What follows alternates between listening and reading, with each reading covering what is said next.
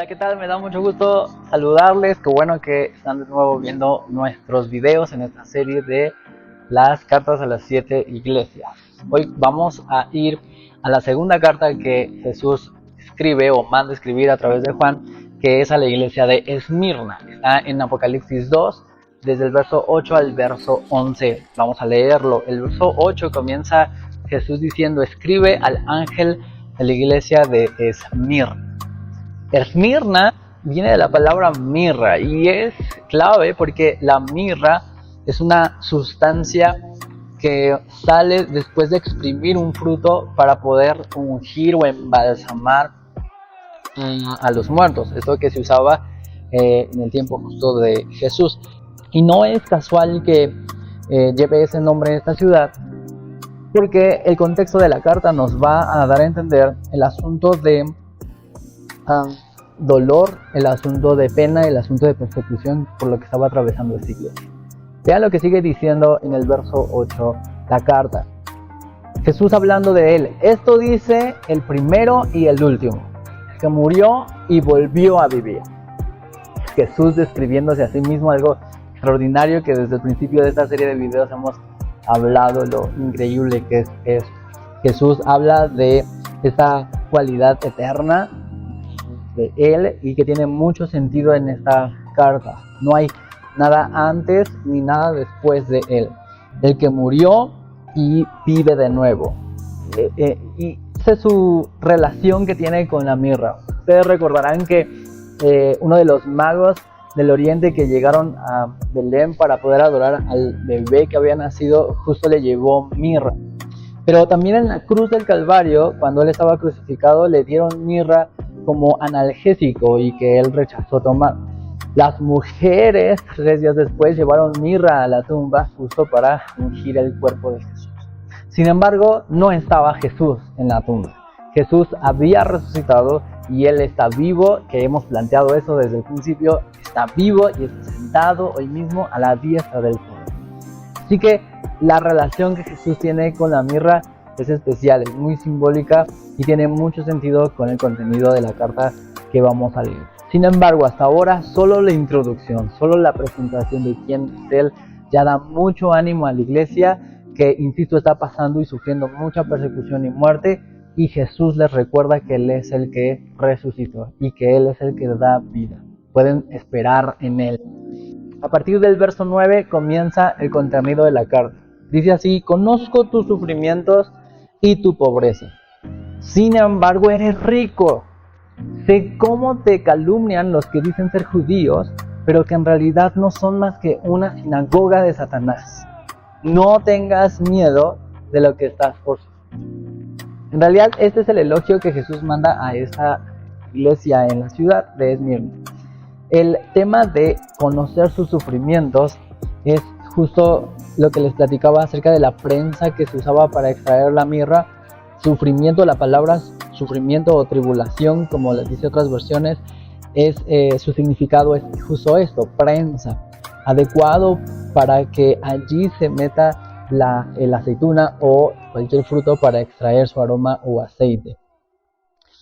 Conozco que estás pasando por una prensa, es lo que está diciendo Jesús. Conozco que estás pasando por algo doloroso que te exprime y que te duele, pero esto es para glorificar al Padre. Juan 16:33 dice: yo les he dicho estas cosas para que en mí hallen paz. En este mundo afrontarán aflicciones, pero anímense, yo he vencido al mundo. Jesús no solamente no ignora que estamos en dolor o en sufrimiento, que hay alguna situación que nos pone en prensa, sino que además Jesús lo había advertido. Y lo que Jesús quiere no es resolvernos la vida, sino lo que Él quiere es que nos animemos por nuestra fe puesta en Él, que cambie nuestra perspectiva, por poner nuestra fe plenamente en Él.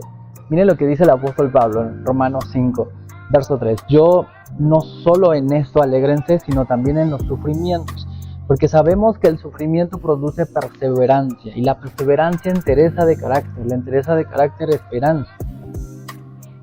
Esta es la esperanza y no nos defrauda, porque Dios ha derramado su amor en nuestro corazón por el Espíritu Santo que nos ha dado.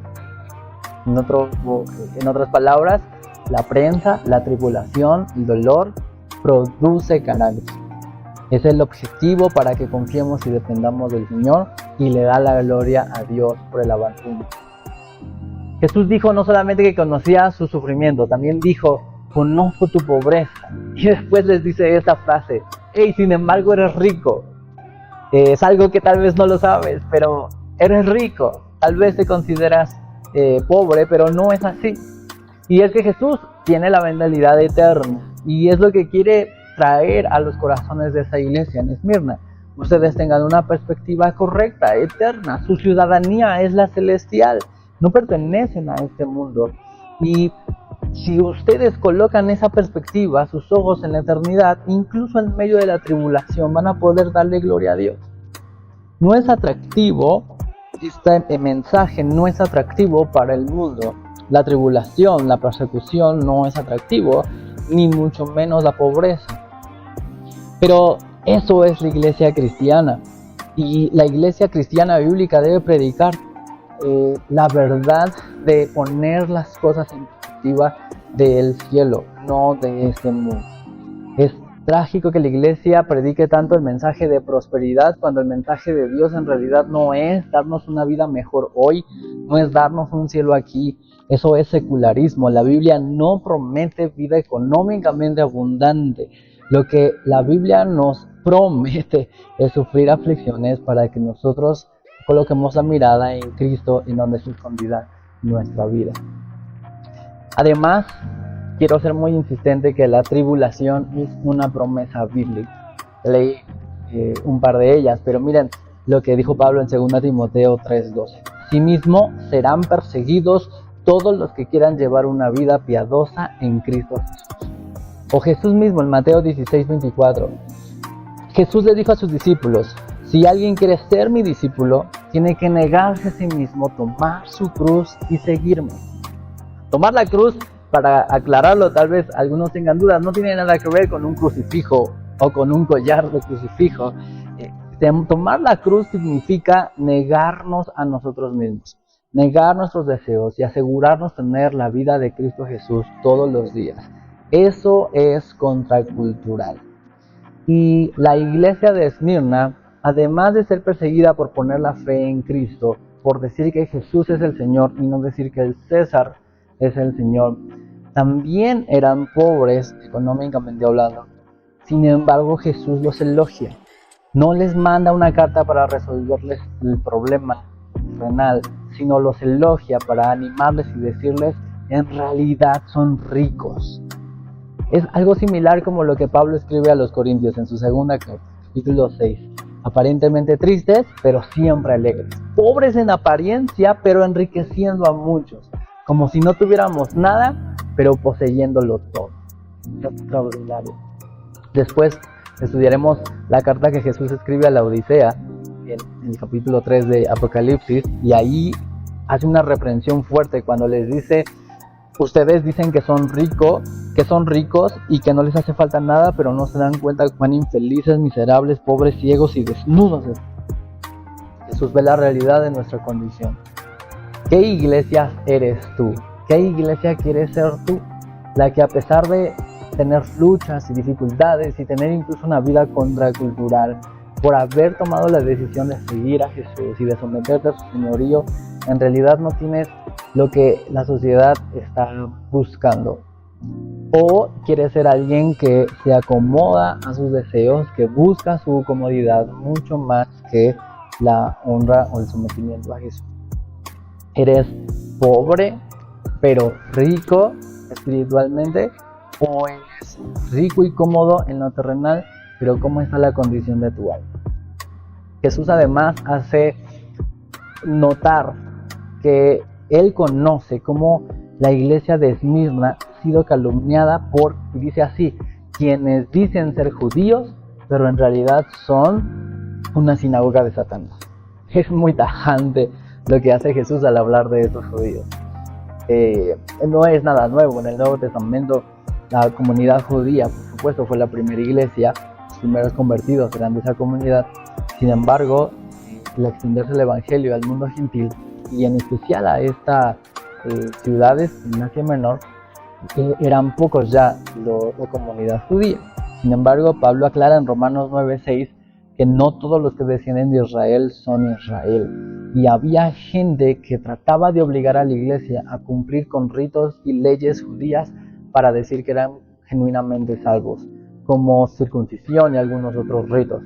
Y Jesús les habla a ellos como sinagoga de Satanás. Es grave, es delicado, porque el tema de mezclar, hacer un sincretismo con ideologías incluso judías, judaizantes, raíces hebreas, y pensar que eso va a edificar a la iglesia, en realidad puede ser tan peligroso como distraernos de nuestro sometimiento al señorío y nada más a Jesús. ¿Saben qué es interesante en esta carta? No hay reprensión. Jesús no reprende a Esmirna o a la iglesia de Esmirna, y eso es asombroso. Lo que sí hay es un mandato. Vean el verso 10. No tengas miedo de lo que estás por sufrir. Te advierto que algunos de ustedes, el diablo los meterá en la cárcel para ponerlos a prueba y sufrirán persecución durante 10 días. Y viene un segundo mandato. Sé fiel hasta la muerte. En realidad tenemos dos mandatos y una advertencia. La primero es, no tengas miedo. ¿No les parece genial? Una vez más nos encontramos con esta frase que Jesús le había dicho a Juan cuando lo encontró en el capítulo 1. Jesús diciendo, no tengas miedo. Tal vez todo el mundo está en tu contra, tal vez no ves los frutos económicos, tal vez ves que tu vida terrenal está pasando por luchas. Es más, ves que vienen más pruebas. Y de hecho te advierto, así va a ser. Van a venir más pruebas a tu vida, pero son son pruebas. Tú no tengas miedo. Segundo mandato, sé fiel hasta la muerte. No dudes ni por un segundo de que yo soy tu Señor y que yo estaré contigo. No tengas miedo. Una de las promesas más extraordinarias es cuando Jesús habla a sus discípulos, haciéndoles ver que no se venden 5 gorriones por 2 moneditas. Sin embargo, Dios no se olvidaba de ninguno de ellos. Y así sucede con cada uno de nosotros. Dios tiene contados los cabellos de nuestra cabeza. Que no tengamos miedo, somos muy valiosos para Él. Es impresionante, pero la advertencia de Jesús incluso incluye el plan de Satanás. Satanás va a ponerlos a prueba por unos 10 días. Y yo les he dado permiso. Lo podemos ver a lo largo de la Biblia, específicamente en el libro de Job, como Satanás tiene que obtener el permiso de Dios para poder en tribulación a una persona. Y parece que Cristo lo permite con propósito. Yo quiero ponerlos a prueba, yo quiero probar su fidelidad y yo quiero probar que tienen paz, confianza en mí, no tendrán miedo, a pesar de que les advierto que habrá dificultad. Dios nos permite pasar por la prueba para consolidar nuestra fe, para edificar nuestro carácter y para su gloria. Muchos especulan de qué se tratan estos 10 días de los que advierte Jesús. Y bueno, hay muchos estudiosos, muchos eruditos que pudieran argumentar varias cosas. A mí me interesó la postura de John Fox en el libro de los Mártires, donde él explica que en esa época en la que está escribiendo Juan, Apocalipsis, hubo 10 diferentes gobernantes romanos que mantuvieron la persecución hacia los cristianos.